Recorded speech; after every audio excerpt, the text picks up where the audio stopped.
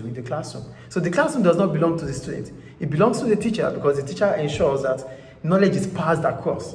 And to pass knowledge across, that means the class has to function. Without functioning, then there's no classroom. So that's the first point there. The second point, preventing others making decisions. A teacher can stop their students doing things they might like to do, such as gazing out of the window. Teacher again here, you want to gaze out, you want to check what's happening. It is interference. It does not go with the school line, because a second's missed from the information passed to the teacher might be detrimental or might mar your understanding of the lesson. Another one, preventing others making decisions. Removing decision making from the agenda. The ability to do nothing because others are convinced that no decisions has to be made. So now, the class will say no, the class will revolt. No, we have to put our head on the desk. Oh, we have to do that. Oh, we have to do this. They want to remove decision making from the hands of the teacher. And if that happens, what happens? Then we have chaos. It is still power. So if the students are able to do that, it means they use power to stop decision making. So power is decision making. Power is also preventing decision making. And power is removing decision making. Do you get it? Because if you are allowed to talk in the classroom, then the conversation starts between you and your peers or your mates in the classroom. Then noise erupted. Then the class becomes a marketplace.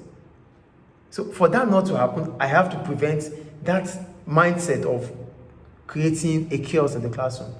So those are the three things power is used for. Do you understand?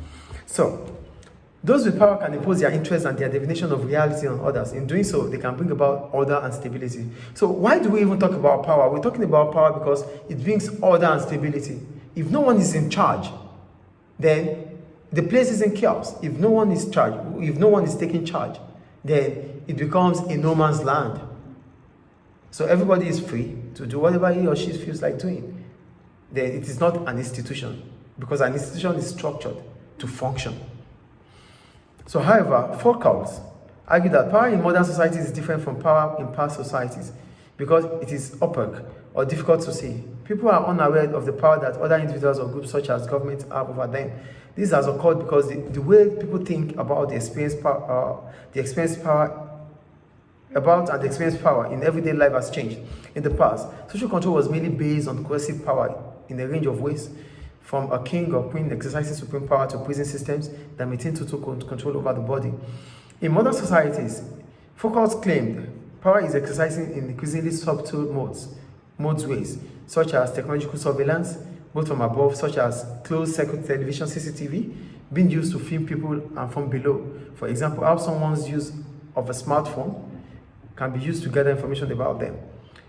So these days, there's awareness that people might do what they are not supposed to do. So how do we insert power? How do we insert authority with the fasting growth of technology? So we need to come up with things that will become evidence of what the situation is. Oh, is he doing the right thing?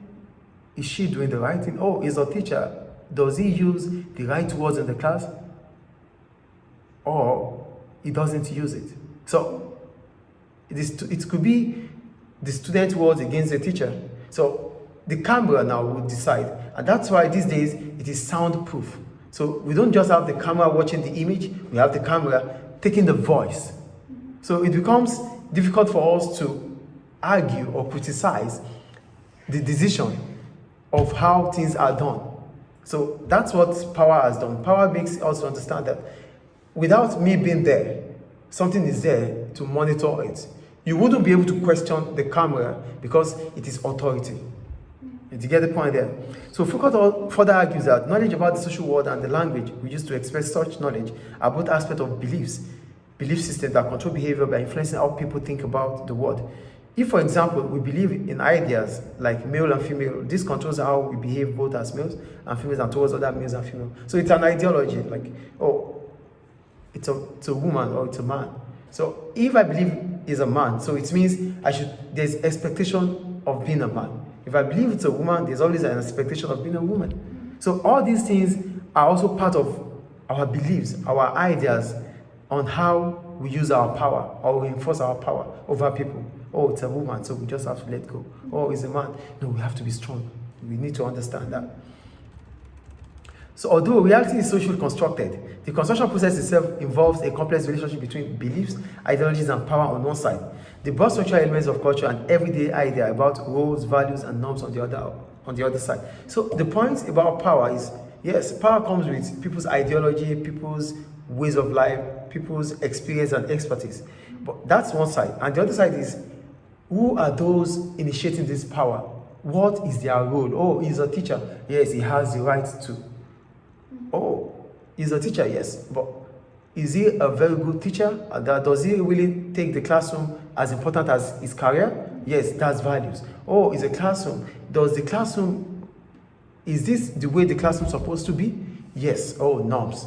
So both values, roles, and norms are part of what will make us to initiate power. So you have the power, you have the idea, you have the initiative, but if it's going to happen, we have to check who is initiating that, who is enforcing it. And for us to accept that person enforcing it, we have to check it through its roles, the roles it plays. Who is he? Values. What is he known for? Then, is it normal? Is it traditional? Is it part of what should happen? So if these things are yes and yes and yes, then it is important to accept, not to revolt power. Is power clear? Any question about power?